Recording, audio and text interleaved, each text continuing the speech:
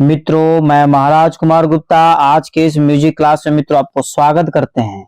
यदि आप बिहार स्टेट या बीपीएससी टीआरई 3.0 का मित्रों यदि म्यूजिक से शिक्षक बनना चाहते हैं तो यह क्लास आपके लिए अति महत्वपूर्ण होने वाला है। मित्रों, आज के प्रश्न में मित्रों हम लोग बहुत ही महत्वपूर्ण टॉपिक लेकर के आए हैं कि टीआरई 2 में और 1 में जितने भी मित्रों प्रश्न पूछे गए हैं उस सारे के सारे प्रश्नों को एक साथ संग्रह करके मित्रों हम लोग लाए हैं ताकि कम समय में आपको तैयारी हो जाए। मित्रों, कुल 80 प्रश्न आपको पूछेंगे और 80 प्रश्न लाए भी हैं। इस प्रकार मित्रों आपको हमारे साथ अंतिम समय तक जरूर जुड़े हुए रहने की जरूरत है। मित्रों, एक चीज जरूर बताएंगे कि यदि आप पढ़ना चाहते हैं, सक्सेस होना चाहते हैं तो इस वीडियो को अपने स्टडी ग्रुप में जरूर शेयर किया कीजिए ताकि जितने ज्यादा लोग एक साथ जुड़ेंगे उतना ज्यादा आपको फायदा होगा। मित्रों, प्रतिदिन इस चैनल पर सुबह 8 बजे और रात्रि 8 बजे मित्रों चैनल पर जो है क्लास लिए जाते हैं। अतः चैनल को अभी तुरंत सब्सक्राइब कर लें और अपने स्टडी ग्रुप में इसे जरूर शेयर करें। मित्रों, आज का प्रथम प्रश्न है कि संगीत में मध्य शब्द किस संज्ञा किसका प्रयोग में दी गई है। संगीत में मध्य शब्द की संज्ञा किसके प्रयोग में दी गई है। ए में आपका स्वर है, बी में आपका वाद्य है, बी सी में मित्रों लय है और डी में मित्रों आपका उपयुक्त में से एक से अधिक और ई में उपयुक्त में से कोई नहीं। तो बताइए मित्रों क्या आंसर होगा। फटाफट मित्रों कमेंट्स में आप आंसर दिया कीजिए ताकि कम समय में आपको आंसर याद हो जाए। तो मित्रों संगीत में मध्य शब्द की संज्ञा किसके लिए प्रयोग की जाती है। तो मित्रों इसका आंसर हो जाएगा लय के लिए। किसके लिए हो जाएगा? लय के लिए। ऑप्शन नंबर सी हमारा क्या है? सही है। ध्यान दीजिएगा मित्रों, व्याख्या पर थोड़ा सा देख लीजिए कि मध्य लय से यह ज्ञात होता है कि जिस लय की चाल विलंबित से तेज और द्रुत लय से कम हो उसे मध्य लय कहते हैं। ठीक है। लय टोटल कितने प्रकार के हैं? 3 प्रकार के मित्रों। तीनों लय का आपको नाम बता देते हैं। पहला है विलंबित लय, दूसरा है मध्य लय और तीसरा का है द्रुत लय। इस प्रकार हम लोग अगले प्रश्न की ओर चलेंगे। अगला प्रश्न मित्रों, इनमें से कौन सा ठाठ जनक राग है। मतलब किस ठाठ को जनक राग के नाम से भी जाना जाता है। ए में आपका बिलावल है, बी में आपका देशकर है, सी में मित्रों बिहाग है, डी में उपयुक्त में से एक से अधिक है, ई में मित्रों उपयुक्त में से कोई नहीं। तो इसका आंसर मित्रों आपको फटाफट मित्रों आप कमेंट्स में आंसर जरूर दिया कीजिए और सभी प्रश्न आपके एग्जाम्स के लिए अति महत्वपूर्ण है मित्रों। अतः आप कमेंट्स में जरूर आंसर दीजिए। तो मित्रों इस प्रश्न का जो आंसर हो जाएगा बिलावल, मतलब एप्पल आंसर मित्रों आपका क्या है? सही है। अब हम लोग इसका व्याख्या पर थोड़ा सा ध्यान दीजिएगा। जनक राग शब्द का अर्थ होता है पिता, अर्थात जिन ठाटों से राग उत्पन्न माने गए हैं वह जनक ठाट कहलाता है। ठीक है। या दूसरे शब्दों में प्रत्येक राग को किसी न किसी ठाट से उत्पन्न माना गया, इसलिए जैसे हर राग को जनक राग या जन राग माना जाता है। इस प्रकार मित्रों हम लोग अगले प्रश्न पर चलेंगे। अगला प्रश्न मित्रों, औड़ो औड़ो जाति की कितनी संख्या होती है। मतलब हम बहुत बार मित्रों बता चुके हैं कि औड़ो जाति में 5, ठीक है, और साडव में 6 और संपूर्ण में 7। यहाँ पर औड़ो औड़ो है मित्रों, तो आंसर क्या हो जाएगा? 5। मतलब बी आपका आंसर मित्रों सही है। ठीक है मित्रों, अब ध्यान दीजिएगा कि औड़ो जाति में जो मित्रों 5 जो है संख्या इसकी बताई गई है। ठीक है, तो पांचों का नाम ध्यान से सुनिए। सा आरोह में सबसे पहले हम लोग जानेंगे सा रे म प ध सा, और आरोह में मित्रों है सा ध प म रे सा। ठीक है मित्रों, इस प्रकार मित्रों हम लोग अगले प्रश्न की ओर चलेंगे। अगला प्रश्न मित्रों कि अति प्राचीन काल से क्या तात्पर्य है। अति प्राचीन काल से क्या तात्पर्य है। तो मित्रों ए में आपका है मुस्लिम काल, बी में है मध्य काल, सी में है वैदिक काल, डी में उपयुक्त में से एक से अधिक और ई में मित्रों उपयुक्त में से कोई नहीं। बताइए मित्रों क्या आंसर होगा। बहुत ही महत्वपूर्ण प्रश्न। मित्रों आपको एक चीज बताते चले कि ऑप्शन में इस प्रश्न का मित्रों आंसर छुपा हुआ है कि अति प्राचीन काल से क्या तात्पर्य है। तो वैदिक काल को मित्रों अति प्राचीन काल कहा जाता है, क्योंकि मध्य काल और मुस्लिम काल तो जल्दी में खत्म हो, वैदिक काल बहुत वर्षों पुराना है, इसलिए इस ऑप्शन के अनुसार वैदिक काल हमारा क्या है? सही है। सभी के सभी प्रश्न मित्रों बीपीएससी टीआरई 2.0 में पूछे हुए प्रश्नों को मित्रों एक साथ संग्रह करके हम लाए हैं ताकि आपको पता चल सके कि एग्जाम में किस तरीका से प्रश्न में आ रहे हैं। तो मित्रों हम लोग अगले प्रश्न की ओर चलेंगे। अगला प्रश्न है कि राग रागनी वर्गीकरण किस काल में पाया जाता है। राग रागनी वर्गीकरण किस काल में पाया जाता है? ए में आपका वैदिक काल, बी में है प्राचीन काल, सी में है मुस्लिम काल, डी में मित्रों उपयुक्त में से एक से अधिक और ई में मित्रों उपयुक्त में से कोई नहीं। तो बताइए मित्रों क्या आंसर होगा? तो मित्रों फटाफट आप कमेंट्स में आंसर दिया कीजिए। इससे फायदा आपको यह है कि सभी प्रश्नों का आंसर आपको जैसे निश्चित तरीका से मित्रों याद हो जाएगा। तो मित्रों आपको बताते चले कि इस प्रश्न का आंसर हो जाएगा उपयुक्त में से कोई नहीं, मतलब ई आंसर मित्रों हमारा सही है। व्याख्या पर ध्यान दीजिएगा।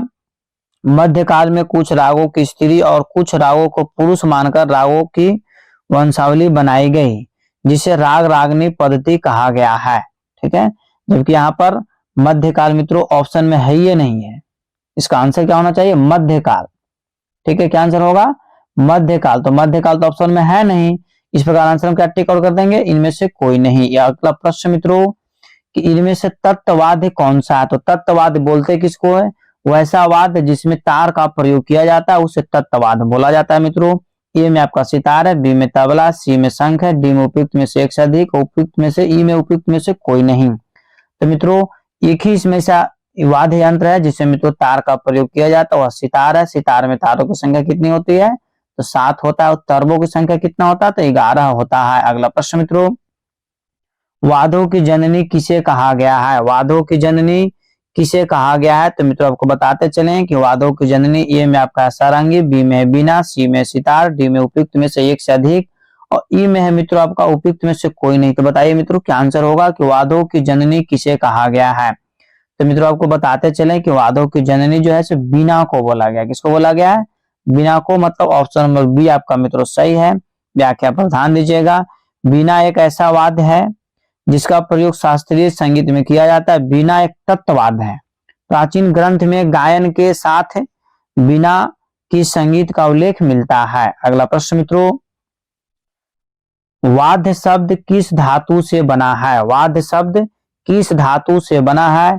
ए में आपका मित्रों ऑप्शन है वात, बी में वध, सी में वधत, डी में मित्रों उपयुक्त में से एक से अधिक और ई में आपका उपयुक्त में से कोई नहीं। तो बताइए मित्रों क्या आंसर होगा कि वाद्य शब्द किस धातु से बना है?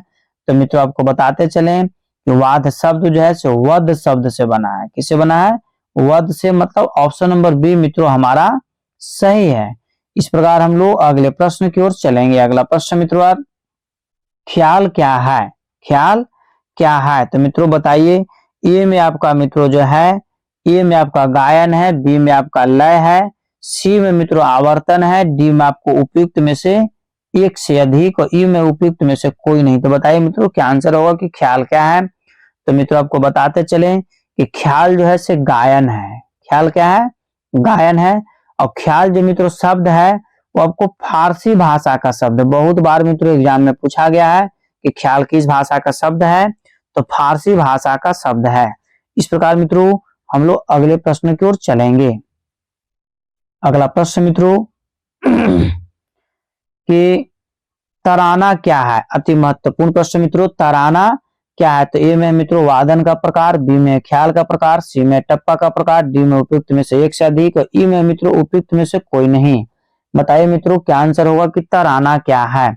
तो मित्रों आपको बताते चलें कि तराना जो है मित्रों आपका ख्याल का प्रकार है।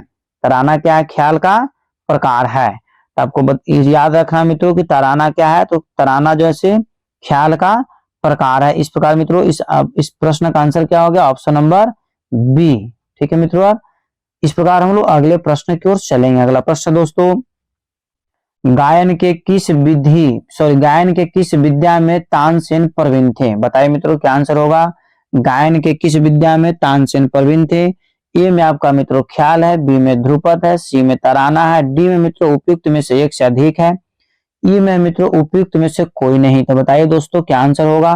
फटाफट बच्चों सभी प्रश्न का आंसर आप कमेंट्स में दिया कीजिए कि गायन के किस विद्या में तानसेन प्रवीण थे। तो मित्रों आपको बताते चलें कि तानसेन का जो मित्रों संबंध था ध्रुपद से था। किससे था? ध्रुपद से था। 20 का आंसर क्या है? सही है। अगले प्रश्न की ओर चलेंगे मित्रों, दक्षिण भारतीय ताल पद्धति में कितनी जातियां हैं? दक्षिण भारतीय ताल पद्धति में कितनी जातियां हैं? ए में मित्रों आपका 7 है, बी में आपका 4 है, सी में मित्रों 55 नहीं होगा 5 होगा। ठीक है, और डी में मित्रों उपयुक्त में से एक से अधिक और ई में उपयुक्त में से कोई नहीं। तो बताइए मित्रों क्या आंसर होगा कि दक्षिण भारतीय ताल पद्धति में कितनी जातियां हैं। तो मित्रों दक्षिण भारतीय ताल पद्धति में कुल जो है 5 जातियां हैं। कितनी जातियां हैं? 5 जातियां मित्रों माने गए। पांचों जातियों का आपको नाम हम बता दे रहे हैं। पहला तिसत्र जाति है, दूसरा का चतस्र जाति है, तीसरा का मित्रों खज है और पांचवा जो है आपका ये मिश्र है। सॉरी चौथा आपका मिश्र हो गया और पांचवा संकीर्ण हो गया। फिर से ध्यान दीजिएगा, नोट कीजिए।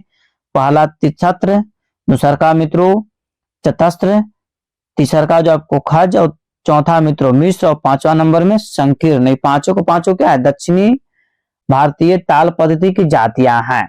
इस प्रकार मित्रों इस आंसर क्या हो गया? ऑप्शन नंबर सी आपका सही है। अगले प्रश्न की ओर चलेंगे मित्रों। निबंध गान के कितने प्रकार हैं? निबंध गान के कितने प्रकार हैं? मित्रों आपको फटाफट बताते चलना है कि निबंध गान के कितने प्रकार हैं। ए में आपका 3 है, बी में आपका 7 है, सी में मित्रों आपका 5 है, डी में उपयुक्त में से एक से अधिक है और ई में मित्रों आपका ऑप्शन है उपयुक्त में से कोई नहीं। बताइए मित्रों क्या आंसर होगा कि निबंध गान के कितने प्रकार हैं। तो मित्रों आपको बताते चलें कि निबंध गान के 3 प्रकार हैं। कितने प्रकार हैं? 3 प्रकार है मित्रों निबंध गान के। तीनों का नाम आप सुनिए ध्यान से। पहला है प्रबंध, दूसरा है वस्तु और तीसरा का मित्रों रूपक। निबंध गान के कितने प्रकार है? तो 3 प्रकार है। पहला प्रकार है प्रबंध, दूसरा का प्रकार है वस्तु, तीसरा का प्रकार आपका रूपक है। इस प्रकार मित्रों इस प्रश्न का आंसर क्या हो गया? एप्पल। तो अगले प्रश्न की ओर चलेंगे हम लोग।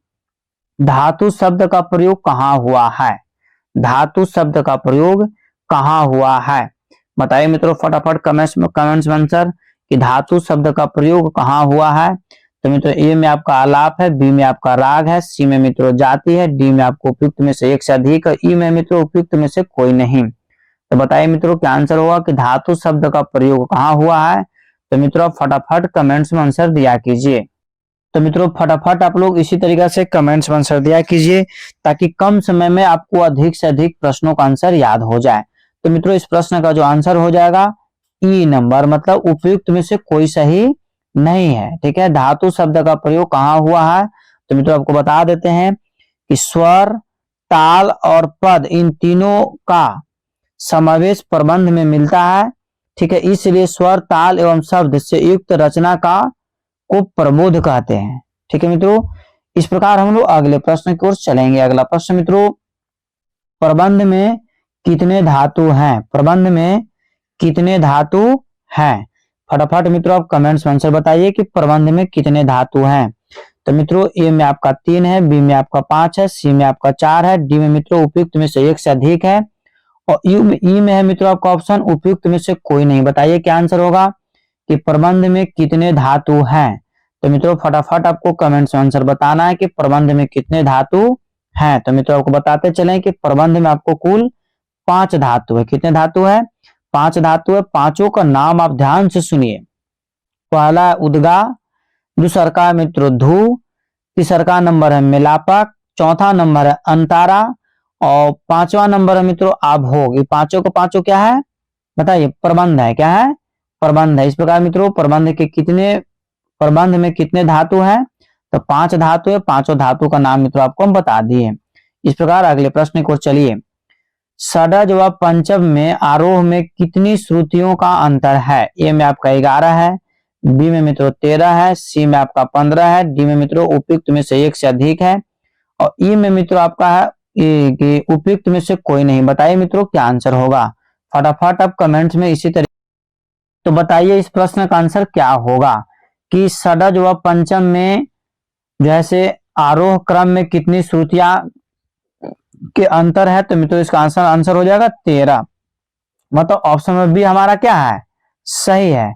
इस प्रकार मित्रों अगले प्रश्न की ओर हम लोग चलेंगे। अगला प्रश्न मित्रों कि तिलवाड़ा ताल में क्या गाया जाता है? तिलवाड़ा ताल में क्या गाया जाता है? ए में आपका मित्रों ध्रुपद है, बी में ठुमरी है, सी में मित्रों छोटा ख्याल है, डी में मित्रों उपयुक्त में से एक से अधिक और ई में है उपयुक्त में से कोई नहीं। बताइए मित्रों क्या आंसर होगा कि तिलवाड़ा ताल में क्या गाया जाता है।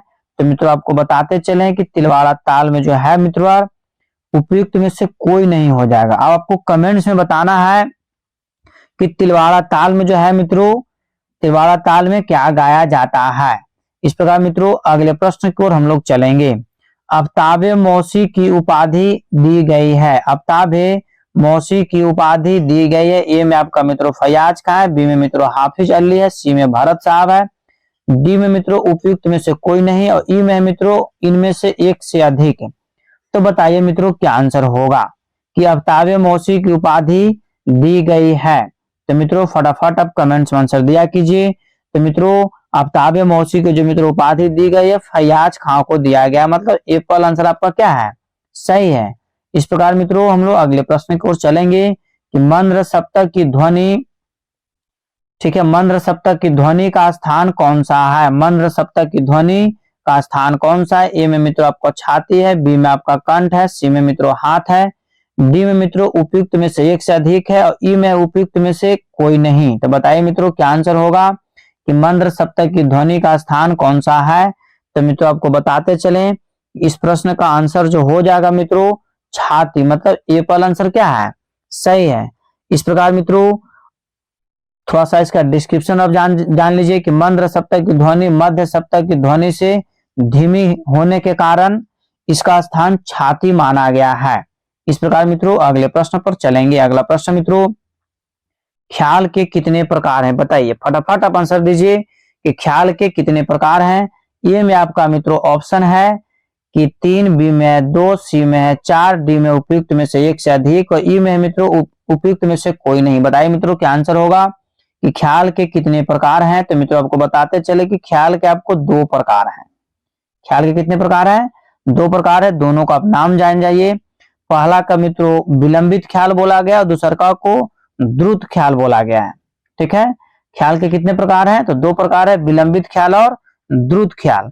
ध्यान दीजिएगा मित्रों, विलंबित ख्याल के बारे में सबसे पहले हम लोग जानेंगे कि विलंबित लय में गाए जाने वाले को विलंबित ख्याल कहते हैं, और जो मित्रों द्रुत लय में द्रुत गति से जिसको प्रयोग किया जाता है गाया जाता है उसको हम द्रुत ख्याल कहते हैं। ठीक है, द्रुत ख्याल को मित्रों छोटा ख्याल भी कहा जाता है। इस प्रकार हम लोग अगले प्रश्न की ओर चलेंगे। ठुमरी क्या है? बताइए फटाफट आंसर दीजिए कि ठुमरी क्या है। तो ए में आपका मित्रों ऑप्शन है गीत, बी में गजल, सी में भजन, डी में मित्रों उपयुक्त में से एक से अधिक, और ई में मित्रों उपयुक्त में से कोई नहीं। बताइए मित्रों क्या आंसर होगा कि ठुमरी क्या है। तो मित्रों कमेंट्स में सभी प्रश्नों का आंसर आप देते रहिए।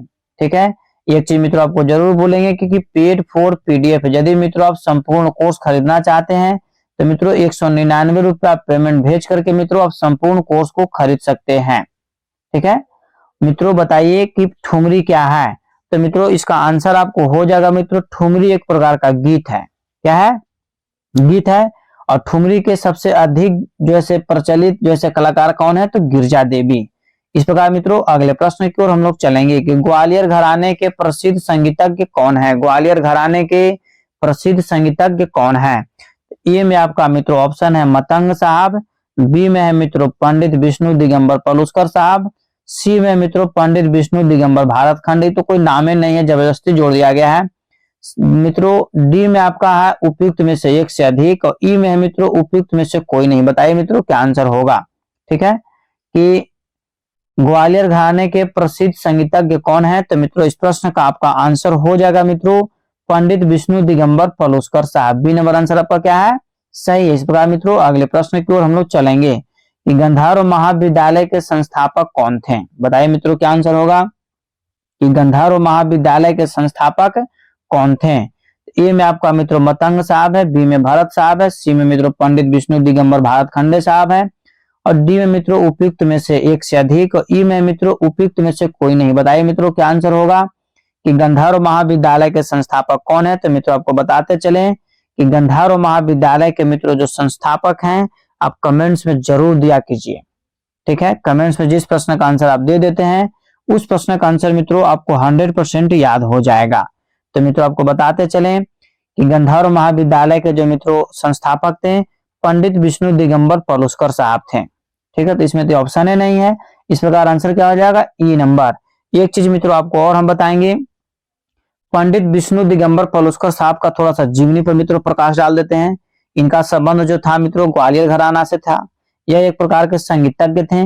पंडित विष्णु दिगंबर पलुस्कर साहब का जो जन्म हुआ था 1872 ईस्वी में हुआ था। ठीक है, ठीक है, ये कब हुआ था? 1872 ईस्वी में श्रावण पूर्णिमा के दिन मित्रों हुआ था। ठीक है, इनका मुख्य जो है रियासत जो है बेलगांव है। कहाँ है? बेलगांव। अगला प्रश्न मित्रों, अनिबंध गान के कितने प्रकार हैं? अनिबंध गान के कितने प्रकार हैं? बताइए मित्रों, फटाफट कमेंट्स में आंसर दिया कीजिए कि अनिबंध के कितने प्रकार हैं। तो मित्रों ए में आपका 3 है, बी में आपका 2 है, सी में आपका 4 है, डी में मित्रों उपयुक्त में से 1 से अधिक और ई में उपयुक्त में से कोई नहीं। बताइए मित्रों क्या आंसर होगा कि अनिबंध गान के कितने प्रकार हैं? तो मित्रों अनिबंध गान के कितने प्रकार हैं? 4 प्रकार है। मित्रों जिस प्रश्न का आंसर आपको आ रहा है उस प्रश्न का आंसर आप कमेंट्स में जरूर दिया कीजिए, ताकि मित्रों कम समय में आपको अधिक से अधिक प्रश्नों का आंसर याद हो जाए। तो मित्रों बताइए कि अनिबंध गान के कितने प्रकार हैं? तो मित्रों फटाफट आप कमेंट्स में आंसर दिया कीजिए कि अनिबंध गान के कितने प्रकार हैं। तो मित्रों आपको बताते चलें कि अनिबंध के कितने प्रकार हैं? 4 प्रकार हैं। ठीक है, इस प्रकार मित्रों अगले प्रश्न की ओर हम लोग चलेंगे। अगला प्रश्न है कि रागों की उपजातियों की कितनी संख्या है? रागों की उपजातियों की कितनी संख्या है? तो ए में आपका मित्रों 3 है, बी में आपका 4 है, सी में आपका 6 है, डी में मित्रों उपयुक्त में से 1 से अधिक है, ई में मित्रों उपयुक्त में से कोई नहीं। बताइए मित्रों क्या आंसर होगा कि रागों की उपजातियों की संख्या कितनी है? तो मित्रों फटाफट आप कमेंट्स में आंसर दिया कीजिए। तो मित्रों इसका आंसर हो जाएगा 6, मतलब ऑप्शन नंबर सी। रागों की उपजातियों की कितनी संख्या है? तो 6 संख्या बताई गई। मित्रों अगले प्रश्न की ओर हम लोग चलेंगे। अगला प्रश्न है कि नाद के कितने लक्षण बताए गए हैं? फटाफट मित्रों कमेंट्स में आप आंसर दिया कीजिए कि नाद के कितने लक्षण बताए गए हैं। तो नाद के जो मित्रों लक्षण बताए, ए में आपका 4 है, बी में आपका 7 है, सी में मित्रों 3 है, डी में आपका उपयुक्त में से 1 से अधिक है, ई में मित्रों उपयुक्त में से कोई नहीं। बताइए मित्रों क्या आंसर होगा कि नाद के कितने लक्षण बताए गए हैं। तो मित्रों आपको बताते चले कि नाद के जो मित्रों लक्षण बताए गए हैं, 3 लक्षण बताए गए हैं। नाद के कितने लक्षण बताए गए हैं? 3 लक्षण बताए गए। तीनों को मतलब अब नाम जान जाइए। पहला तारता, जिसको पिच इंग्लिश में बोलते हैं, हिंदी में मित्रों इसको बोला जाता है नाद का ऊंचा नीचा होना। दूसरा का मित्रों तीव्रता, मतलब इसको बोला जाता है नाद का छोटा बड़ा होना। और तीसरा का मित्रों जात, जिसको टिम्बर बोला जाता है इंग्लिश में, नाद का गुण। इस प्रकार मित्रों अगले प्रश्न की ओर चलेंगे। किस स्वर को राजा कहा गया है? मतलब किस स्वर को राजा कहा गया? ए में मित्रों वादी, बी में समवादी, सी में विवादित, डी में है मित्रों उपयुक्त में से 1 से अधिक और ई में है मित्रों उपयुक्त में से कोई नहीं। बताइए दोस्तों क्या आंसर होगा कि किस स्वर को राजा कहा गया है? तो मित्रों इस प्रश्न का जो आपका आंसर हो जाएगा वादी स्वर को स्वरों का राजा कहा जाता है। ये पहला आंसर क्या है? सही है। मित्रों इस प्रश्न का आंसर आपको जरूर याद होना चाहिए। एक चीज आपको जरूर बोलेंगे मित्रों, यदि जीवन में आप सफल होना चाहते हैं तो प्रतिदिन एक टारगेट बनाइए और उस टारगेट को पूरा करने में अपना पूरा दिन लगा दीजिए मित्रों। आगे आने वाला समय आपका निश्चित सही हो जाएगा। ठीक है मित्रों, प्रश्न आपका है धमार क्या है? बताइए मित्रों फटाफट कि धमार क्या है। तो ए में आपका मित्रों गीत है, बी में गजल है, सी में भजन है, डी में मित्रों उपयुक्त में से 1 से अधिक और ई में मित्रों उपयुक्त में से कोई नहीं। बताइए क्या आंसर होगा कि धमार क्या है। तो मित्रों फटाफट आप कमेंट्स में आंसर दिया कीजिए कि धमार क्या है। बताइए धमार क्या है। तो गीत है, होली में इसको धर के पूरा बजाया जाता है, होली आ ही रहा है नहीं। तो धमार क्या है मित्रों? तो गीत है नहीं। इस प्रकार इस प्रश्न का आंसर क्या हो गया? एप्पल हो गया। अगले प्रश्न की ओर चलेंगे। पंजाबी भाषा की गीत कौन सी है? बताइए फटाफट मित्रों कमेंट्स में आप आंसर दिया कीजिए कि पंजाबी भाषा की गीत कौन सी है। ए में मित्रों आपका ऑप्शन है ध्रुपद, बी में धमार, सी में मित्रों टप्पा और डी में उपयुक्त में से 1 से अधिक और ई में मित्रों उपयुक्त में से कोई नहीं। बताइए मित्रों क्या आंसर होगा कि पंजाबी भाषा की गीत कौन सी है। तो मित्रों इस प्रश्न का आंसर आपको कमेंट्स में जरूर देना चाहिए कि पंजाबी भाषा के गीत कौन से है मित्रों।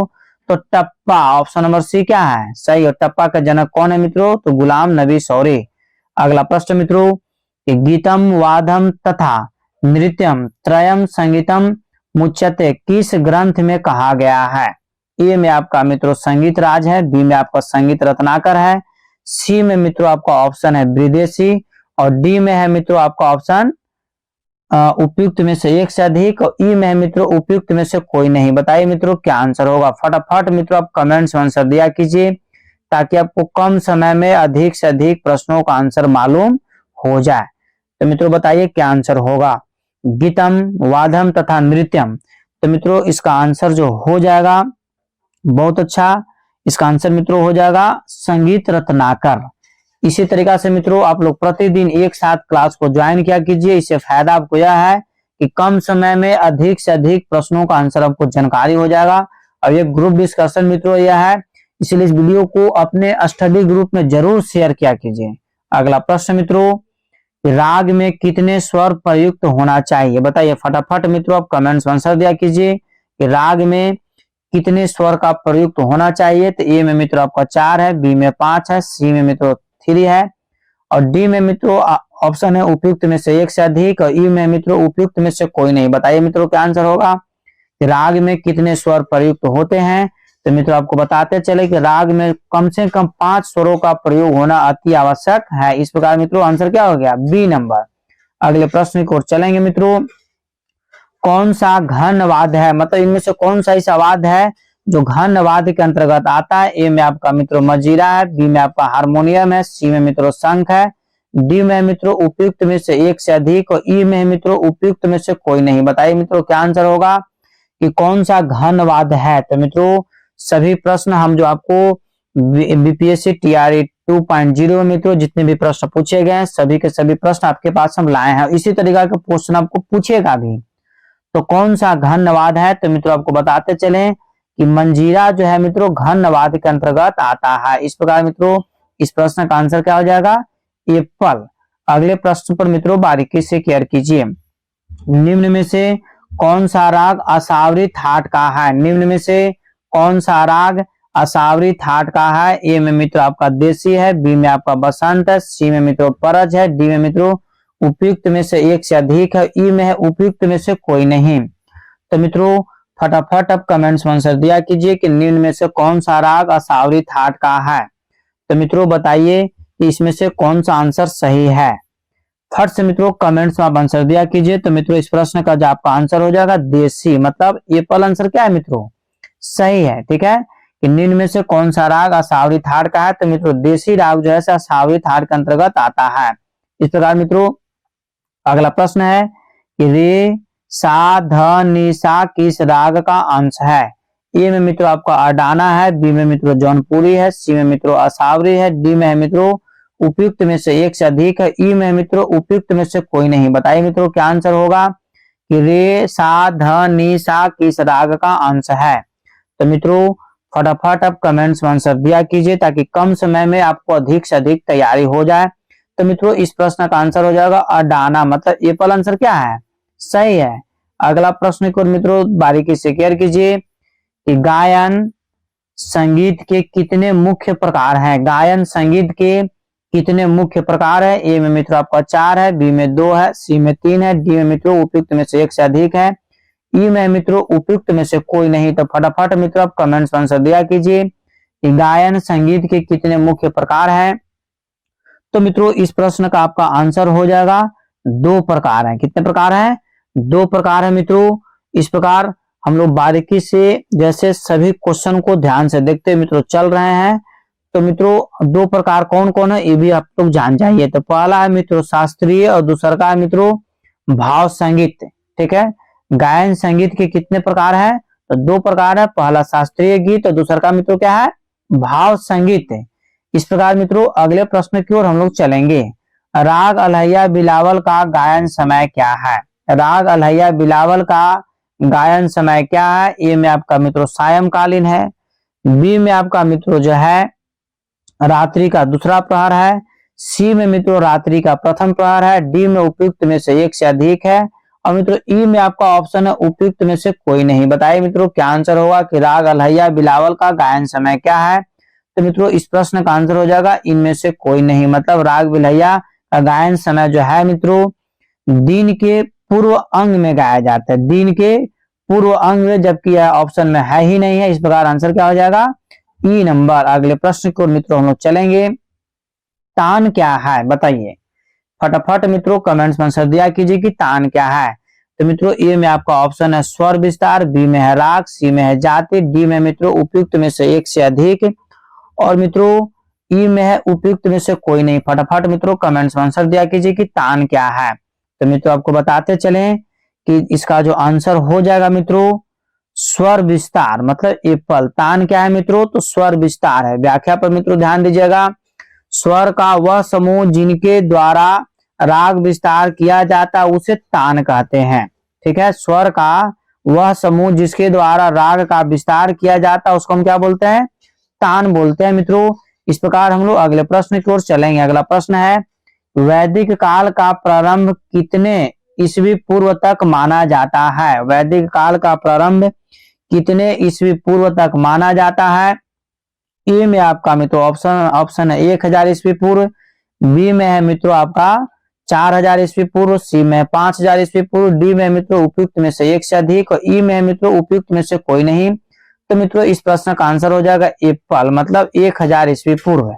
अगला प्रश्न मित्रों जो कि बहुत ही महत्वपूर्ण है, इनमें से टॉनिक कोड है, इनमें से टॉनिक कोड है। ए में आपको मित्रों है म ध सा, बी में मित्रों सा ग प और सी में मित्रों प नी रे और डी में मित्रों उपयुक्त में से कोई नहीं और ई में मित्रों इनमें से एक से अधिक है। तो बताइए मित्रों क्या आंसर होगा? तो मित्रों फटाफट आप लोग इसी तरीका से कमेंट्स में आंसर दिया कीजिए और मित्रों इस वीडियो को अपने स्टडी ग्रुप में अपने दोस्तों के पास जरूर शेयर कीजिए ताकि सभी लोग पढ़ सके और सभी लोग बढ़ सके। तो मित्रों इस प्रश्न का जो आपका आंसर हो जाएगा मित्रों सा ग प मतलब बी नंबर आंसर आपका क्या है, सही है। अगला प्रश्न मित्रों कि जब दो सेमीटोन की दूरी मिल जाती है कहलाती है। ठीक है, जब दो सेमीटोन की दूरी मिल जाती है उसको मित्रों क्या कहा जाता है? ए में आपका मित्रों मिनिमम, बी में मित्रों सेमीटोन, डी में मित्रों क्रोसेट और डी में मित्रों उपयुक्त में से कोई नहीं और ई में इनमें से एक से अधिक। बताइए दोस्तों क्या आंसर होगा? बच्चों सभी के सभी प्रश्न आपके एग्जाम्स में पूछे गए हैं, इसी तरीका के प्रश्न पूछने के 100% चांस है मित्रों, इसलिए आप सभी प्रश्न का आंसर जरूर नोट करते हुए चलें या लिखते हुए चलें। और मित्रों पीडीएफ आप मित्रों जरूर खरीद लीजिए, आपको बहुत काम आने वाला है एग्जाम में।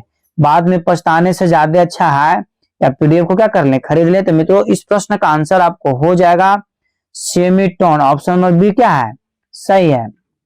अगला प्रश्न मित्रों, पंडित रविशंकर किस वाद्य को बजाते? बताइए यदि आप म्यूजिक से तैयारी करो, यदि इस प्रश्न का आंसर आप कमेंट्स में नहीं देते हैं तो बहुत दुख की बात है कि पंडित रविशंकर किस वाद्य को बजाते थे। ए में आपका मित्रों सरोद है, बी में आपका सितार है, सी में मित्रों बीना है, डी में मित्रों उपयुक्त में से कोई नहीं, ई में मित्रों इनमें से एक से अधिक। बताइए मित्रों फटाफट क्या आंसर होगा कि पंडित रविशंकर किस वाद्य को बजाते थे। तो मित्रों आपको बताते चले कि पंडित रविशंकर का संबंध किस वाद्य से, बहुत अच्छा आप लोग कमेंट्स में आंसर दे रहे हैं। इस प्रश्न का मित्रों आंसर क्या हो जाएगा, सितार। बहुत बहुत धन्यवाद जो इतने सारे लोग एक साथ मिलकर पढ़ रहे हैं। मित्रों फटाफट आप अपने स्टडी ग्रुप में से जरूर शेयर कीजिए। किस ग्राम का उल्लेख भरत ने नहीं किया है? किस ग्राम का उल्लेख भरत ने नहीं किया? तो मित्रों आपको बताता चले कि भरत साहब जो है सो 2 ही ग्राम को माने हैं। ग्राम की कुल संख्या कितनी है, 3, जबकि भरत साहब कितने ग्राम को माने हैं, 2। इनमें से कौन सा ऐसा ग्राम है जिसको उन्होंने नहीं माना है? ए में मित्रों सड़द ग्राम है, बी में आपका गंधार ग्राम है, सी में मित्रों आपका ऑप्शन है निषाद ग्राम, डी में मित्रों उपयुक्त में से एक से अधिक और ई में मित्रों उपयुक्त में से कोई नहीं। बताइए मित्रों क्या आंसर होगा? 21 ग्राम का उल्लेख भारत ने नहीं माना है। तो मित्रों आपको बताते चले कि इन्होंने गंधार ग्राम को नहीं माना है, मतलब ऑप्शन नंबर बी आपका क्या है, सही है। इस प्रकार मित्रों अगले प्रश्न की ओर हम लोग चलेंगे। अगला प्रश्न मित्रों है कि भारत खंडे संगीत पद्धति में सम का चिन्ह है। भारत खंडे संगीत पद्धति में तो मित्रों ए में आपका है 0, बी में मित्रों क्रॉस, सी में मित्रों एक ऐसा लाइन दिया हुआ, डी में मित्रों उपयुक्त में से एक से अधिक और ई में मित्रों उपयुक्त में से कोई नहीं। तो बताइए मित्रों क्या आंसर होगा कि भारत खंडे संगीत पद्धति में सम का चिन्ह क्या है? तो मित्रों फटाफट आप कमेंट्स में आंसर दिया कीजिए। और इस प्रश्न का आंसर हम बहुत बार मित्रों बता चुके, जो भी बच्चे हमारा क्लास डेली कर रहा होगा मित्रों आपको निश्चित हम बता देते होंगे कि उसको जरूर लग रहा होगा कि सारे का सारा प्रश्न पढ़ाया हुआ और सारा का सारा प्रश्न एग्जाम में पूछा हुआ ही लाए हैं। तो मित्रों इस प्रश्न का आंसर आपको हो जाएगा क्रॉस, मतलब ऑप्शन नंबर बी आपका क्या है, सही है। इस प्रकार मित्रों अगले प्रश्न की ओर हम लोग चलेंगे। अगला प्रश्न मित्रों संगीत रिसर्च एकेडमी किस शहर में है? बताइए फटाफट मित्रों आंसर दीजिए। इस प्रश्न को भी आंसर मित्रों बहुत बार बता चुके हैं कि संगीत रिसर्च एकेडमी किस शहर में। ए में मित्रों आपको कोलकाता है, बी में दिल्ली है, सी में मित्रों चेन्नई है, डी में है मित्रों उपयुक्त में से एक से अधिक, और ई में है उपयुक्त में से कोई नहीं। बताइए मित्रों क्या आंसर होगा कि संगीत रिसर्च एकेडमी किस शहर में है। तो मित्रों आपको बताते चलें कि संगीत रिसर्च एकेडमी मित्रों कोलकाता में है। कहाँ है? कोलकाता, मतलब एप्पल आंसर मित्रों आपका क्या है? सही है। इस प्रकार हम लोग अगले प्रश्न की ओर चलेंगे। अगला प्रश्न मित्रों, उस्ताद आमिर खां प्रायः किस ताल में गाते थे? उस्ताद आमिर खां प्रायः किस ताल में गाते थे? ए में आपका मित्रों रूपक है, बी में मित्रों आपका तिलवाड़ा है, सी में मित्रों एक ताल है, डी में मित्रों उपयुक्त में से एक से अधिक, और ई में मित्रों उपयुक्त में से कोई नहीं। बताइए मित्रों क्या आंसर होगा। तो उस्ताद आमिर खां प्रायः किस ताल में गाते थे? तो मित्रों फटाफट आप आंसर कमेंट्स में दिया कीजिए। तो मित्रों उस्ताद आमिर खां जो है मित्रों एक ताल में गाया करते थे, मतलब ऑप्शन नंबर सी आपका क्या है? सही है। इस प्रकार मित्रों अगले प्रश्न की ओर चलेंगे कि तराना गायन के लिए सर्वप्रसिद्ध नाम है, मतलब तराना गायन के लिए सर्वप्रसिद्ध नाम है। ए में आपका मित्रों बड़े गुलाम अली, बी में है मित्रों सिद्धेश्वरी देवी, सी में मित्रों पंडित विनायक राव पटवर्धन, और मित्रों डी में उपयुक्त में से एक से अधिक, और ई में है मित्रों उपयुक्त में से कोई नहीं। फटाफट मित्रों आप कमेंट्स में आंसर दिया कीजिए कि तराना गायन के लिए सर्वप्रसिद्ध नाम है। तो मित्रों आपको बताते चलें कि बड़े गुलाम अली साहब, मतलब एप्पल आंसर आपका क्या है? सही है। इस प्रकार मित्रों अगले प्रश्न की ओर चलेंगे। मूर्छना की कुल संख्या है। यदि इस प्रश्न का आंसर आप नहीं देते हैं तो बहुत दुख की बात है बच्चों। सभी प्रश्न अति महत्वपूर्ण है, सभी प्रश्नों का आंसर आपको याद भी होना चाहिए। तो मित्रों मूर्छना की कुल संख्या कितनी है? ए में आपका मित्रों 14 है, बी में 21 है, सी में मित्रों 24 है, डी में मित्रों उपयुक्त में से एक से अधिक है, ई में मित्रों उपयुक्त में से कोई नहीं। तो मित्रों आपको बताते चलें कि मूर्छना की कुल संख्या कितनी है? तो 21 है, मतलब ऑप्शन नंबर बी आपका क्या है? सही है। इस प्रकार मित्रों अगले प्रश्न की ओर चलेंगे। सितार में कितने तार होते हैं? फटाफट मित्रों आप कमेंट्स में आंसर दिया कीजिए कि सितार में कितने तार होते हैं। तो ए में आपका मित्रों 5 है, बी में मित्रों 7 है, सी में मित्रों 9 है, डी में आपका मित्रों उपयुक्त में से एक से अधिक है, ई में मित्रों उपयुक्त में से कोई नहीं। बताइए मित्रों क्या आंसर होगा कि सितार में कितने तार होते हैं। तो मित्रों इस प्रश्न के भी आंसर आपको कमेंट्स में 100% याद होना चाहिए, क्योंकि बहुत ही इजी प्रश्न है। तो मित्रों आपको बताते चलें कि इसी तरीका से आप लोग कमेंट्स में आंसर देते रहिए, और सभी मित्रों एक साथ जुड़ा कीजिए। प्रतिदिन मित्रों सुबह 8 बजे और रात्रि 8 बजे मित्रों क्लास जो है इस चैनल पर चलाए जाते हैं, इसलिए आप जैसे प्रतिदिन क्लास को जरूर ज्वाइन किया कीजिए। तो मित्रों सितार में कितने तार हैं? तो सितार में कुल 7 तार हैं। इस प्रकार मित्रों अगले प्रश्न की ओर हम लोग चलेंगे। ठीक है, अगला प्रश्न मित्रों कि हवेली संगीत कहाँ गाया जाता है? हवेली संगीत कहाँ गाया जाता है? बताइए मित्रों फटाफट कमेंट्स में आंसर दिया कीजिए कि हवेली संगीत कहाँ गाया जाता है। ए में मित्रों दरबारों में, बी में मंदिरों में, सी में मित्रों चौपालों में, डी में मित्रों उपयुक्त में से एक से अधिक, और ई में उपयुक्त में से कोई नहीं। बताइए मित्रों क्या आंसर होगा कि हवेली संगीत कहाँ गाया जाता है। तो मित्रों आपको बताते चले कि हवेली संगीत जो मित्रों उपयुक्त में से कोई, मतलब कहीं नहीं इसमें से गाया जाता है।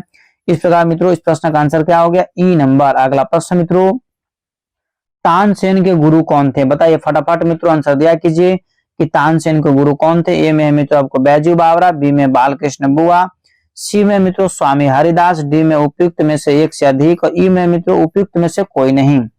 तो बताइए मित्रों फटाफट कमेंट्स में आंसर दिया कीजिए कि तानसेन के गुरु कौन थे। तो मित्रों आपको बताते चलें कि तानसेन के गुरु जो थे मित्रों स्वामी हरिदास थे। फटाफट मित्रों इसी तरीके से आप लोग कमेंट्स में प्रतिदिन आंसर दिया कीजिए, ताकि प्रत्येक क्वेश्चन का आंसर आपको 100% याद हो जाए। और प्रतिदिन मित्रों सुबह 8 बजे क्लास को आप जरूर ज्वाइन करें।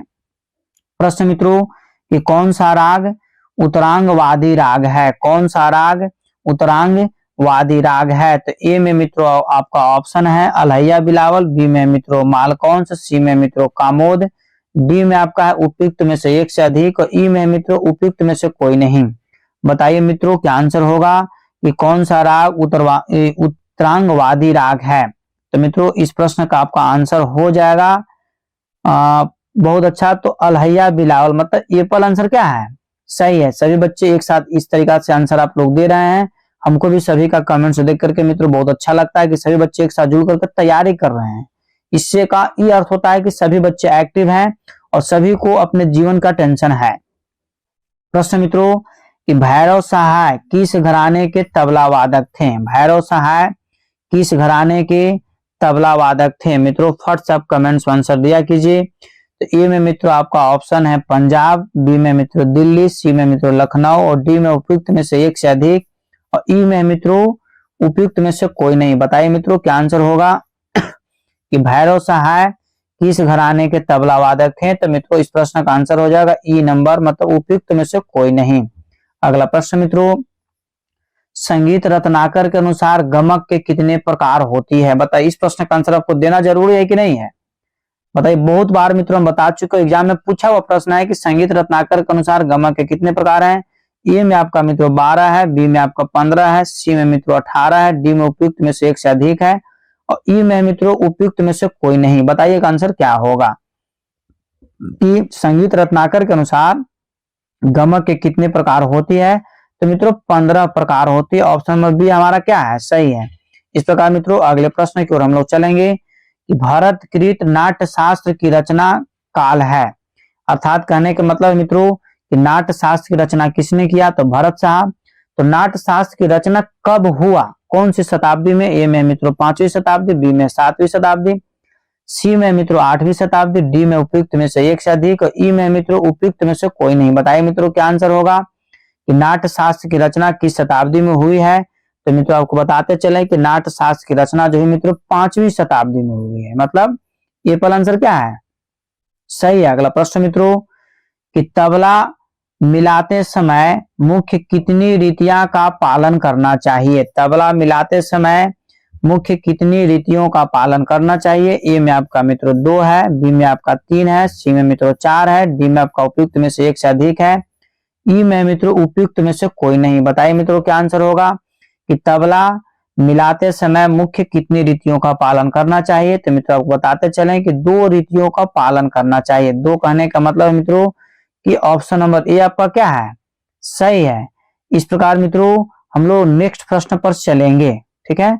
अगला प्रश्न मित्रों, किसी टुकड़े को 3 बार बजाने को क्या कहते हैं। किसी टुकड़े को 3 बार बजाने को क्या कहते हैं। ए में आपका मित्रों बेदमदार है, बी में मित्रों दमदार है, सी में मित्रों तिहाई है और डी में मित्रों आपका उपयुक्त में से एक से अधिक और ई में उपयुक्त में से कोई नहीं। बताइए दोस्तों क्या आंसर होगा कि किसी टुकड़े को 3 बार बजाने को क्या कहते हैं। तो मित्रों तिहाई कहते हैं। ऑप्शन नंबर सी हमारा क्या है, सही है। इस प्रकार मित्रों अगले प्रश्न की ओर चलेंगे। किस ताल में एक ताली तथा एक खाली है। बताइए क्या आंसर होगा। किस ताल में एक ताली तथा एक खाली है। ए में आपका मित्रों एक ताल है, बी में आपका दादरा ताल है, सी में मित्रों रूपक ताल है, डी में उपयुक्त में से एक से अधिक है, ई में मित्रों उपयुक्त में से कोई नहीं। बताइए मित्रों क्या आंसर होगा कि किस ताल में एक ताली तथा एक खाली है। तो मित्रों आपको बताते चलें कि इसका आंसर हो जाएगा मित्रों दादरा ताल। ऑप्शन नंबर बी क्या है, सही है। मित्रों सभी प्रश्न आपको एग्जाम में पूछे हुए प्रश्न है, सभी प्रश्न का आंसर आप जरूर दीजिए और वीडियो को अंतिम समय तक मित्रों आप जरूर बने हुए रहिए, ठीक है। आप ही लोग को कहने पर मित्रों इतना लंबा वीडियो बना रहे हैं क्योंकि एग्जाम में कुल 80 प्रश्न पूछेंगे, ठीक है। तो 80 प्रश्न लाना अति आवश्यक था। तो निम्नलिखित में से कौन ध्रुपद भी गाती थी, मतलब इनमें से कौन सी ऐसी गायिका है या गायक है जो ध्रुपद से संबंधित है। मित्रों ए में आपका सिद्धेश्वरी देवी, बी में मित्रों नैना देवी, सी में सुमति मुटाटकर और डी में मित्रों उपयुक्त में से एक से अधिक और ई में मित्रों उपयुक्त में से कोई नहीं। बताइए दोस्तों क्या आंसर होगा। बच्चों सभी प्रश्न का आंसर आप कमेंट्स में जरूर दीजिए। तो मित्रों इस प्रश्न का आंसर हो जाएगा सिद्धेश्वरी देवी, ठीक है। ध्रुपद भी गाती थी। अगला प्रश्न मित्रों, पखावज पर सामान्यतः गंभीर ताले बजाई जाती है। पखावज पर सामान्यतः गंभीर ताले बजाई जाती है। ए में मित्रों खेमटा है, बी में मित्रों आपका सूल ताल है, सी में मित्रों धमार है, डी में उपयुक्त में से एक से अधिक है, ई में मित्रों उपयुक्त में से कोई नहीं। तो मित्रों बताइए क्या आंसर होगा। बच्चों सभी प्रश्न का आंसर आप कमेंट्स में जरूर दिया कीजिए कि पखावज पर सामान्यतः गंभीर ताले बजाई जाती है। तो मित्रों इस प्रश्न का आंसर आपको हो जाएगा खेमटा। खेमटा कहने का मतलब है मित्रों कि एप्पल आंसर क्या है, सही है। इस प्रकार मित्रों अगले प्रश्न की ओर चलिए। राग भैरव का गायन समय है। राग भैरव का गायन समय है। ए में मित्रों रात्रि का प्रथम प्रहर, दिन में मित्रों बी में आपका दिन का द्वितीय प्रहर, सी में मित्रों प्रातः काल, डी में उपयुक्त में से एक से अधिक और ई में मित्रों उपयुक्त में से कोई नहीं। फटाफट मित्रों आप कमेंट्स में आंसर दीजिए। राग भैरव का गायन समय है, तो मित्रों आपको बताते चले कि राग भैरव को जो है प्रातः काल गाया जाता है। कब गाया जाता है? प्रातः काल। मित्रों इसी तरीका से आप लोग सभी प्रश्न का आंसर कमेंट्स में दिया कीजिए, ताकि सभी लोग पढ़ सके और सभी लोग बढ़ सके। और मित्रों इस वीडियो को अपने स्टडी ग्रुप तथा अपने मित्रों को जरूर शेयर करें, ताकि सभी लोग को एग्जाम निकल जाए। निम्नलिखित में से कौन एक ध्रुपद गायक है? निम्नलिखित में से कौन एक ध्रुपद गायक है? ए में आपका है मिश्र बंधु, बी में है गुंडेचा बंधु, सी में मित्रों बडाली बंधु और डी में मित्रों उपयुक्त में से एक से अधिक और ई में मित्रों उपयुक्त में से कोई नहीं। तो मित्रों इस प्रश्न का आंसर आप कमेंट्स में जरूर दिया कीजिए कि आंसर क्या होगा। ठीक है, सभी प्रश्न मित्रों अति महत्वपूर्ण है और सभी प्रश्न का आंसर हमको देना अति आवश्यक भी है। तो मित्रों फटाफट आप कमेंट्स में आंसर दिया कीजिए कि निम्नलिखित में से कौन एक ध्रुपद गायक है? तो मित्रों गुंडेचा बंधु, मतलब बी नंबर आंसर क्या है? सही है, गुंडेचा बंधु का संबंध मित्रों ध्रुपद गायक से है। इस प्रकार हम लोग अगले प्रश्न की ओर चलेंगे कि रेलो कितनी लय में बजाए जाते हैं? रेलो कितनी लय में बजाए जाते हैं? ए में आपका मित्रों 2 गुण या 4 गुण, बी में आपका मित्रों 3 गुण या 6 गुण, सी में मित्रों है 4 गुण या 8 गुण, डी में मित्रों उपयुक्त में से एक से अधिक और ई में उपयुक्त में से कोई नहीं। बताइए मित्रों क्या आंसर होगा कि रेलो कितनी लय में बजाई जाती है? तो मित्रों आपको बताते चलें, इसका आंसर हो जाएगा ऑप्शन नंबर सी, मतलब 4 गुण या 8 गुण। ठीक है मित्रों, इस प्रकार हम लोग अगले प्रश्न की ओर चलेंगे। मित्रों यह राग असावरी थाट का है, मतलब यह राग असावरी थाट का है। ए में आपका मित्रों ऑप्शन है समन, बी में मित्रों दरबारी, सी में विभास और डी में मित्रों उपयुक्त में से एक से अधिक और ई में मित्रों उपयुक्त में से कोई नहीं। मित्रों फटाफट आप कमेंट्स में आंसर दिया कीजिए। यह राग असावरी थाट का है। तो मित्रों आपको बताते चलें, इस प्रश्न का आंसर आप लोग बहुत अच्छे ढंग से मित्रों दे भी रहे हैं।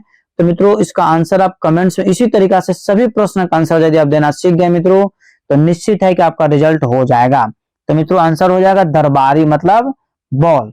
इस प्रकार मित्रों हम लोग अगले प्रश्न की ओर चलेंगे। अगला प्रश्न मित्रों कि गमक के कुल प्रकार हैं। बताइए फटाफट मित्रों आंसर बताया कीजिए कि गमक के कुल प्रकार हैं। मित्रों अभी तुरंत हम बताए थे कि गमक के कुल कितने प्रकार हैं? 15 प्रकार है। ठीक है, तो इसमें से आंसर क्या हो जाएगा? उपयुक्त में से कोई नहीं, मतलब ई नंबर। गमक के कुल कितने प्रकार है? तो 15 प्रकार है और 15 मित्रों अफसाने में नहीं है, तो हम क्या टिक आउट करेंगे? उपयुक्त में से कोई नहीं। इस प्रकार दोस्तों अगले प्रश्न की ओर चलेंगे। पुरुषों के तानपुरों में, ठीक है, पुरुषों के तानपुरे में पीतल का तार कहां पर होता है? तो ए में मित्रों आपका ऑप्शन है प्रथम और अंतिम तार पर, बी में मित्रों दूसरी और अंतिम तार पर, सी में मित्रों है कि चौथा, यहाँ पर लिखा है चौथा मतलब 4th नंबर। ठीक है, चौथा और अंतिम तार पर और डी में मित्रों उपयुक्त में से एक से अधिक और ई में उपयुक्त में से कोई नहीं। तो मित्रों फर्स्ट आप कमेंट्स में आंसर दिया कीजिए कि पुरुषों के तानपुरे में पीतल का तार कहां पर होता है। मित्रों आपको बताते चले मित्रों, बहुत अच्छा। तो इस प्रश्न का आंसर आपको हो जाएगा, ध्यान दीजिएगा, प्रथम और अंतिम तार। बहुत अच्छा, प्रथम और अंतिम तार। पुरुषों के तानपुरे में पीतल का तार कहां पर होता है? तो प्रथम और अंतिम तार जो होता है मित्रों पीतल का तार बना होता है। सदा रंगीले मोहम्मद दशा, यहाँ पर होगा सदा रंगीले मोहम्मद दशा के नाम से जाना जाता है। ए मित्रों अली अकबर है, बी मित्रों अलाउद्दीन खां है, सी में मित्रों सदा रंग है और डी में मित्रों उपयुक्त में से एक से अधिक और ई में मित्रों उपयुक्त में से कोई नहीं। मित्रों आपको एक चीज बताते चलें, इसी प्रश्न में आंसर छुपा हुआ है। तो मित्रों इस प्रश्न का आंसर हो जाएगा ऑप्शन नंबर सी, सदा रंग। इस प्रकार मित्रों हम लोग अगले प्रश्न की ओर चलेंगे। प्रश्न मित्रों 5 रेखाओं के ऊपर यदि एक रेखा खींच दे तो वह मध्य सप्तक का कौन सा चिन्ह होगा? ठीक है, ठीक है मित्रों, 5 रेखाओं के ऊपर यदि एक रेखा खींच दे तो वह मध्य सप्तक का कौन सा चिन्ह होगा? मित्रों ए में आपका ट्रेबल क्लैप, बी में बेस क्लैप, सी में मित्रों की सिग्नेचर और डी में उपयुक्त में से एक से अधिक और ई में मित्रों उपयुक्त में से कोई नहीं। तो बताइए दोस्तों क्या आंसर होगा? फटाफट मित्रों आप कमेंट्स में आंसर दिया कीजिए। तो मित्रों इसको बोला जाता है बेस क्लैप, मतलब ऑप्शन नंबर बी आपका क्या है? सही है। इस प्रकार मित्रों अगले प्रश्न की ओर हम लोग चलेंगे। भरत काल की अवधि क्या थी? भरत काल की अवधि क्या थी? ए में आपका मित्रों ऑप्शन है 1 ईस्वी से 2000 ईस्वी, बी में मित्रों 1 ईस्वी से 4000 ईस्वी, सी में मित्रों 1 ईस्वी से 800 ईस्वी और डी में मित्रों उपयुक्त में से एक से अधिक और ई में उपयुक्त में से कोई नहीं। मित्रों फटाफट आप इसी तरीका से कमेंट्स में आंसर दिया कीजिए और सभी प्रश्न को, सभी वीडियो को मित्रों स्टडी ग्रुप में आप जरूर शेयर किया कीजिए ताकि सभी लोग एक साथ जुड़ जाएं। तो मित्रों इस प्रश्न का जो आपका आंसर हो जाएगा 1 ईस्वी से 800 ईस्वी, ठीक है, मतलब ऑप्शन नंबर सी हमारा क्या है? सही है। बच्चों अगला प्रश्न है कि शुद्ध स्वर कितने होते हैं? बताइए। ये भी प्रश्न का यदि आप आंसर नहीं दीजिएगा तो बहुत दुख की बात है मित्रों। आपको बताते चलें कि स्वरों की कुल संख्या कितनी है? 12 है, जिसमें विकृति स्वरों की संख्या कितनी है? तो 5 है और शुद्ध स्वर की संख्या कितना हो गया? 7 हो गया। इस प्रकार 7 और 5 जोड़ेंगे तो कितना हो जाएगा? 12। मतलब शुद्ध स्वरों की संख्या कितनी हो गया? 12। मतलब यहाँ पर सॉरी मित्रों, शुद्ध स्वरों की संख्या कितना हो गया? 7। मतलब ऑप्शन नंबर सी क्या है? सही है। इस प्रकार मित्रों अगले प्रश्न की ओर हम लोग चलेंगे कि अभिनव राग मंजरी के लेखक कौन है? मित्रों एक प्रश्न आपका लेखक से जरूर ही पूछेगा, इसलिए एक हम वीडियो ही बना दिए हैं और उसमें सभी डिटेल से मित्रों बताया हुआ था, उस वीडियो को आप जरूर देख लें। अभिनव राग मंजरी के लेखक कौन है? ए में मित्रों भरत मुनि, बी में पलुस्कर जी, सी में भारत खंडे जी, डी में मित्रों उपयुक्त में से एक से अधिक और ई में मित्रों उपयुक्त में से कोई नहीं। तो बताइए मित्रों क्या आंसर होगा कि अभिनव राग मंजरी के लेखक कौन है? तो मित्रों आपको बताते चले कि अभिनव राग मंजरी के लेखक भारत खंडे साहब, मतलब ऑप्शन नंबर सी हमारा क्या है? सही है। इस प्रकार मित्रों अगले प्रश्न की ओर हम लोग चलेंगे कि अष्टाप स्वर लिपि पद्धति की मुख्य विशेषता है। ए में मित्रों आपका ऑप्शन है स्वर एवं ताल का एक साथ प्रयोग, बी में मित्रों कण स्वर का प्रयोग, सी में मित्रों अंडाकार चिन्हों का प्रयोग, डी में मित्रों उपयुक्त में से एक से अधिक और ई में मित्रों उपयुक्त में से कोई नहीं। तो बताइए बच्चों क्या आंसर होगा कि अष्टाप स्वर लिपि पद्धति की मुख्य विशेषता है? तो मित्रों आपको बताते चलें कि इसका आंसर हो जाएगा मित्रों स्वर एवं ताल का एक साथ प्रयोग, मतलब एप्पल हमारा आंसर क्या है? सही है। इस प्रकार मित्रों हम लोग क्वेश्चन नंबर 73 पर चलेंगे कि अहमद जॉन थ्रिकुआ का संबंधित है, मतलब अहमद जॉन थ्रिकुआ का संबंध जैसे किस वाद्य यंत्र से है? मित्रों फटाफट आप कमेंट्स में आंसर दिया कीजिए। मित्रों ए में आपका सितार है, बी में तबला है, सी में संतूर है, डी में मित्रों उपयुक्त में से एक से अधिक और ई में उपयुक्त में से कोई नहीं। बताइए मित्रों क्या आंसर हुआ कि अहमद जॉन थ्रिकुआ का संबंध किस वाद्य यंत्र से है? तो मित्रों अहमद जॉन थ्रिकुआ जो थे तबला वादक थे। क्या थे? तबला वादक। इस प्रकार मित्रों इसका आंसर क्या हो गया? B number. इस प्रकार बच्चों अगले प्रश्न की ओर चलेंगे। पाश्चात्य स्वर लिपि में इनमें से कौन सी पद्धति अधिक प्रचलित है? ए में आपका मित्रों सोल्फा पद्धति, बी में चिव पद्धति, डी में मित्रों अष्टाप पद्धति, सॉरी सी में अष्टाप पद्धति, डी में मित्रों आपका उपयुक्त में से एक से अधिक और ई में उपयुक्त में से कोई नहीं। बताइए मित्रों क्या आंसर होगा कि पाश्चात्य स्वर लिपि में इनमें से कौन सी पद्धति अधिक प्रचलित है? तो मित्रों इस प्रश्न का आंसर जो आपका हो जाएगा मित्रों ऑप्शन नंबर सी, मतलब अष्टाप पद्धति। ठीक है मित्रों क्वेश्चन नंबर 75 की ओर हम लोग चलेंगे कि ओमकार नाथ ठाकुर का जन्म स्थान है। तो मित्रों ए में आपका गुजरात है, बी में बड़ौदा है, सी में मित्रों ग्वालियर है, डी में मित्रों उपयुक्त में से एक से अधिक और ई में मित्रों उपयुक्त में से कोई नहीं। तो मित्रों आपको बताते चले कि इनका स्टेट जो है से गुजरात ही है। स्टेट क्या है? गुजरात ही है। परंतु मित्रों यहाँ पर प्रश्न है कि जगह भी नाम दे दिया, इस प्रकार बड़ौदा आपको टिक और करना पड़ेगा। आपको मित्रों कमेंट्स में आंसर देना है कि पंडित ओमकार नाथ ठाकुर का जन्म कब हुआ था। ठीक है छोटा डेट आपको बता दे रहे 14 जून 1800 क्या होगा? 1897 होगा कि 1867 होगा? एक दिन में से कोई ऑप्शन है, आप कमेंट में आंसर दीजिए। तो मित्रों अगले प्रश्न की ओर चलेंगे। इस संगीत दर्पण मासिक पत्रिका के लेखक कौन है? संगीत दर्पण मासिक पत्रिका के लेखक कौन है? तो ए में आपका मित्र बालकृष्ण बुआ है, बी में मित्र भारत खंडे जी है, सी में मित्र कादिर बख्श हैं, डी में उपयुक्त में से एक से अधिक और ई में मित्र उपयुक्त में से कोई नहीं। बताइए मित्रों क्या आंसर होगा? इस संगीत दर्पण मासिक पत्रिका के लेखक कौन है? तो मित्रों इस ऑप्शन के अनुसार ऑप्शन नंबर ई आपका सही है। परंतु आपको बताते चलें कि संगीत दर्पण के जो मित्रों लेखक हैं दामोदर गुप्त है। कौन है? दामोदर गुप्त। आपको याद होना चाहिए। ठीक है इस प्रकार मित्रों अगले प्रश्न की ओर हम लोग चलेंगे। अगला प्रश्न मित्रों कि मूल स्वर कितने हैं? बताइए फटाफट। आपको कमेंट्स में आंसर देना चाहिए कि नहीं देना चाहिए? मूल स्वर कितने हैं मित्रों? फट से आप कमेंट्स में आंसर दिया कीजिए कि मूल स्वर कितने, एक चीज मित्रों आपको बताते चले कि शुद्ध स्वर को ही मूल स्वर बोलते हैं। तो जब इसके पहले वाले प्रश्न मित्रों पूछा था कि शुद्ध स्वर कितने, तो कितना टिक आउट किया गया था 7। तो अभी हम बार बार बता रहे हैं कि मूल स्वर को शुद्ध स्वर बोलते हैं। तो मित्रों मूल स्वर कितने हो जाएंगे 7, मतलब ऑप्शन नंबर बी आपका मित्रों क्या है 100% सत्य है।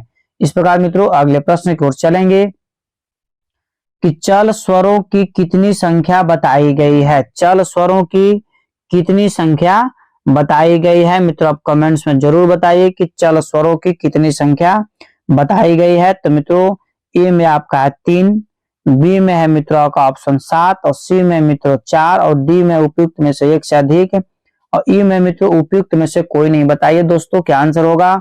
बच्चों चल स्वरों की कुल संख्या कितनी बताई गई, तो इस ऑप्शन के अनुसार मित्रों हो जाएगा आपको जैसे उपयुक्त में से कोई नहीं, मतलब ऑप्शन नंबर ई क्या है सही है। परंतु आपको बताना है, आपको कमेंट्स में आंसर भी देना है। ऐसे हम बता देते हैं कि चल स्वर की कुल संख्या कितना है। तो मित्रों आपको बताते चले कि चल स्वर की कुल संख्या कितनी मानी गई है, 5 मानी गई है मित्रों। पांचों का नाम आप सुन लीजिए, रे, ग, म, ध और नी। ये पांचों के पांचों क्या है चल स्वर हैं। ठीक है मित्रों। इस प्रकार अगले प्रश्न है मित्रों, आज का अंतिम प्रश्न है, ताल का अभ्यास किस प्रकार करना चाहिए। ताल का अभ्यास किस प्रकार करना चाहिए। ए में आपका मित्रों ताली, खाली और गिनकर, बी में मित्रों किसी वस्तु से, और सी में आपका है विराम देकर, और डी में मित्रों उपयुक्त में से एक से अधिक, और ई में मित्रों उपयुक्त में से कोई नहीं। तो मित्रों इस प्रश्न का आंसर आपको हो जाएगा ऑप्शन नंबर एप्पल, मतलब ताली, खाली और गिनकर। इस प्रकार मित्रों आज का क्लास यहीं पर समाप्त किया गया। ठीक है मित्रों, यदि आप चैनल पर पहली बार विजिट कर रहे हैं मित्रों तो चैनल को अभी तुरंत सब्सक्राइब कर लीजिए मित्रों। और एग्जाम के मद्देनजर रखते हुए मित्रों पीडीएफ तैयार किया गया, नोट को भी तैयार किया गया, तो आप जरूर नोट कॉपी किस नंबर के माध्यम से आप खरीद सकते हैं मित्रों। इस चैनल को मित्रों अधिक से अधिक लोगों को जरूर शेयर करें ताकि सभी लोग पढ़ सके और सभी लोग बढ़ सके। इस प्रकार मित्रों आज का क्लास यहीं पर समाप्त किया गया। तब तक के लिए स्वस्थ रहिए, मस्त रहिए, वह प्रेम से बोलिए भारत माता की